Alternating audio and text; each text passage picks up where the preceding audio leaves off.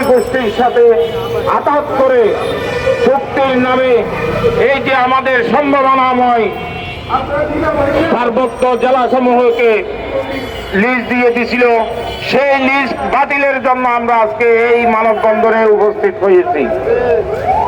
যে সন্ত্রাসী গ্রুপ বাংলাদেশে লক্ষ লক্ষ সেনাবাহিনী, বিজিবি, পুলিশ সহ র্যাব অনেক সংস্থা থাকার পরেও শুধুমাত্র 236 জন সন্ত্রাসীর কাছে নত স্বীকার করে এই চুক্তি করেছিল।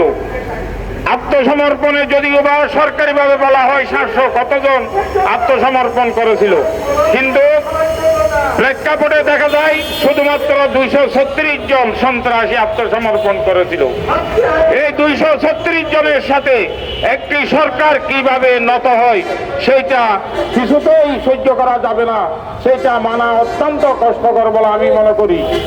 যার কারণে আমি আজকে এই মানববন্ধন থেকে বর্তমান সরকার ও প্রশাসনের প্রতি আকুল আবেদন জানাবো। সেই সাথে বাংলাদেশ সর্বোচ্চ বিচারালয়, হাইকোর্ট, সুপ্রিম কোর্টের বিচার বিভাগের মাধ্যমে এই কালো আইনকে বাতিল করে বাঙালির অধিকার নিশ্চিত করে বাঙালির অধিকার ফিরিয়ে দেওয়ার জন্য উদাত্ত আহ্বান জানাচ্ছি।